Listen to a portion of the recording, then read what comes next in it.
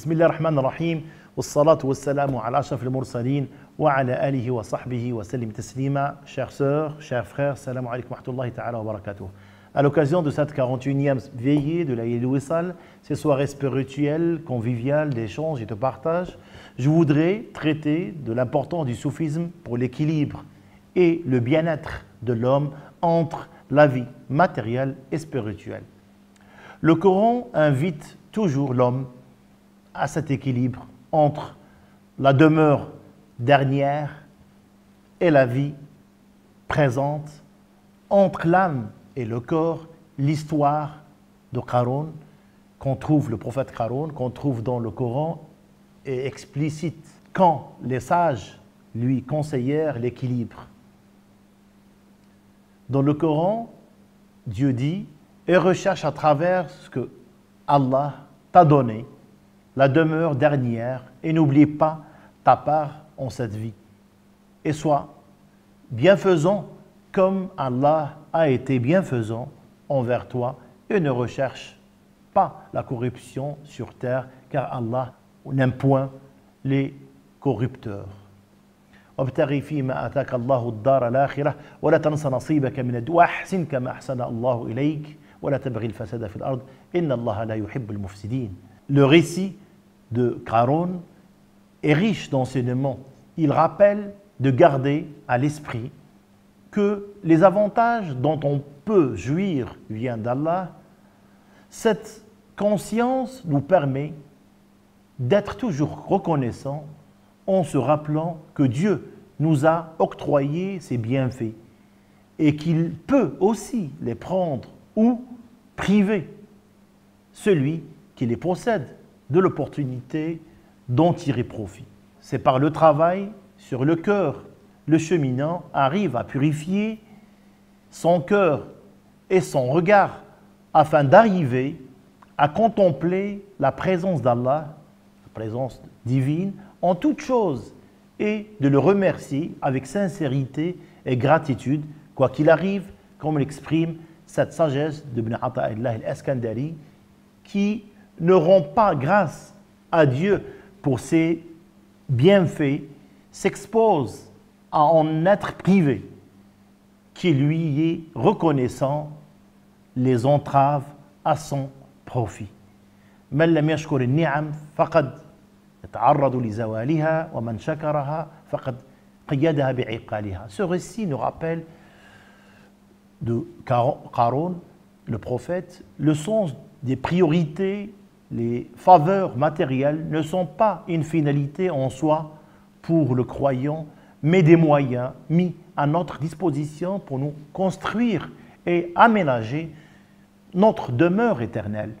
Comme le dit cette parole, Ad-dunya mazra'atul akhirah. Ad-dunya mazra'atul akhirah. Ce monde terrestre où sont cultivés les éléments profitables dans le delà, ou bien pour le delà.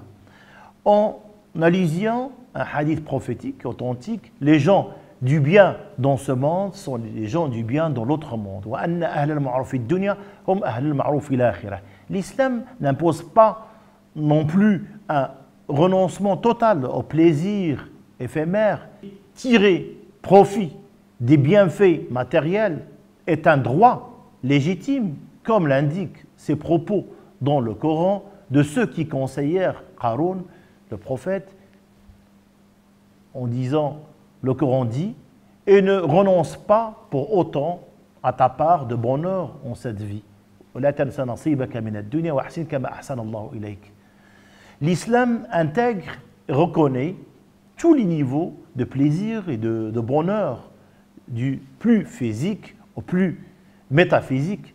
Les soufis ont souvent témoigné de la jouissance d'ordre spirituel qui n'est pas incompatible avec celle d'ordre physique, à condition de rester dans la légitimité fixée par Allah ou bien compatible avec l'objectif divin. Comme le dit le Saint Coran, qui a interdit la parure d'Allah, qu'il a produite pour ses serviteurs, ainsi que les bonnes nourritures, dit elles sont destinées à ceux qui ont la foi dans cette vie et exclusivement à eux au jour de la résurrection. Ainsi, exposons-nous clairement les versets pour les gens qui savent. قل من حرم زينة الله التي أخرج لعباده والطيبات من الرزق قل هي للذين آمنوا في الحياة الدنيا خالصة يوم القيامة كذلك نفصل الآيات لقوم يعلمون. Nous pouvons évoquer cette discussion entre Sayyiduna Omar ibn Khattab et un homme qui restait souvent à la mosquée, son travail. Quand les gens travaillaient, Sayyidina Omar lui pose la question « As-tu des enfants ?» L'homme dit « Oui. » Qui subvient à tes besoins matériels? Dit Omar, « Mon frère. » Dit l'homme, donc mon frère dit l'homme, Omar dit « Ton frère est meilleur que toi. » Pourquoi? Parce qu'il travaille. Le travail aussi, c'est une adoration qui nous permet la proximité de Dieu. Dans le cheminement soufi, le disciple travaille pour maintenir cet équilibre, car notre valeur aux yeux d'Allah ne dépend pas de ce que nous avons ou ce qu'il nous a attribué, mais elle dépend de nos actes, de notre piété, de la pureté de notre intention et de notre cœur. Allah dit dans le Coran, le plus noble d'entre vous auprès d'Allah est le plus pieux. Inna akramakum indallahi atqakum. Et dans le hadith du prophète sallallahu alayhi wa sallam, nous dit que Allah ne regarde ni vos corps, ni vos formes, mais il regarde vos cœurs. Inna Allah yanduru sawarikum wala ila amwalikum wala samikum bal yanduru ila qulubikum. L'islam prend donc l'équilibre et le juste milieu, tout en déconseillant de tomber dans un excès inverse. Le prophète sallallahu alayhi wa sallam nous met en garde contre la vie de moine rahbaniya, qui est contraire à la nature humaine. Dans un hadith, on rapporte que 3 hommes sont venus voir les épouses du prophète sallallahu alayhi wa sallam dans leur maison et leur demandèrent comment était la pratique cultuelle du prophète. L'un d'eux dit, pour ma part, je m'engage à passer toutes les nuits en prière. L'autre dit, et moi, je m'engage à jeûner sans interruption le restant de ma vie. Quant au troisième, il dit, moi, je m'engage à m'éloigner des femmes et à ne jamais me marier. Ces propos furent rapportés au prophète sallallahu alayhi wa sallam qui leur dit, est-ce bien vous qui avez tenu de tels propos? Je jure par Allah que je connais Allah mieux que vous et que je le crains plus que vous, mais la nuit, je prie et je dors, le jour, je jeûne et je mange, et j'épouse les femmes. Celui qui se détourne alors de ma sunna, de ma tradition, n'est pas des miens. Le cheminant soufi, musulman, continuera à s'efforcer de faire le bien en s'orientant exclusivement vers Allah dans les bienfaits et les épreuves, avec calme, avec sincérité, en évitant les excès, tout en travaillant l'âme pour la dompter, gagner l'équilibre et favoriser le bien-être. Ainsi, l'islam répond aux besoins spirituels et corporels de l'homme, et c'est l'objectif de la religion, de la charia, en sens de la voie d'équilibre que Dieu a choisie pour l'humanité. Le Coran nous dit, dirige tout ton être vers la religion exclusivement pour Allah. Telle est la nature qu'Allah a originalement donnée aux hommes. Pas de changement à la création d'Allah. Voilà la religion de droiture, mais la plupart des gens ne savent pas. فأقم وجهك للدين حنيفا فطرة الله التي فطر الناس عليها لا تبديل لخلق الله ذلك الدين القيم ولكن أكثر الناس لا يعلمون.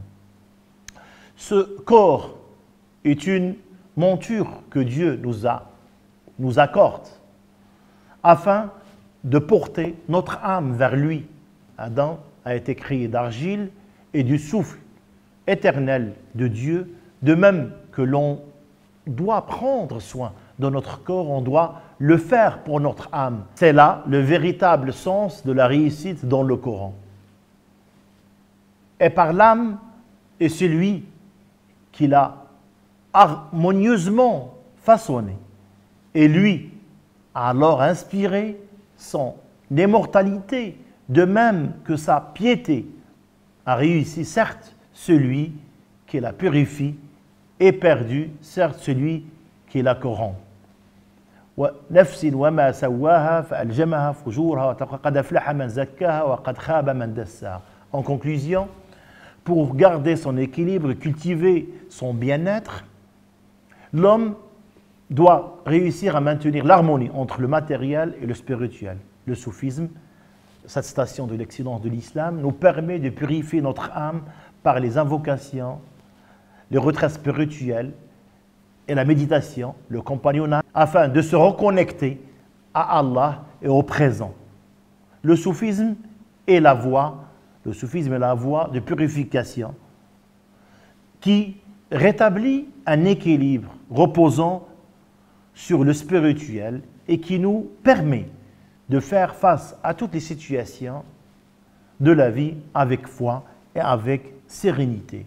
Nous prions Allah de nous donner l'équilibre dans nos vies ainsi que le bien-être intérieur et extérieur. Nous prions Allah qu'il nous soulage et qu'il soulage l'humanité du poids de cette pandémie et qu'il nous guérisse. Nos prières accompagnent Sa Majesté le roi Mohammed VI, que Dieu l'assiste dans sa noble mission et pour son rôle dans la préservation du patrimoine spirituel du Maroc et pour les causes nobles de l'humanité. Nous prions Allah qu'il nous donne la réussite dans tous nos projets. Que Dieu vous bénisse. Je vous remercie. Wassalamu alaikum wa rahmatullahi ta'ala wa barakatuh.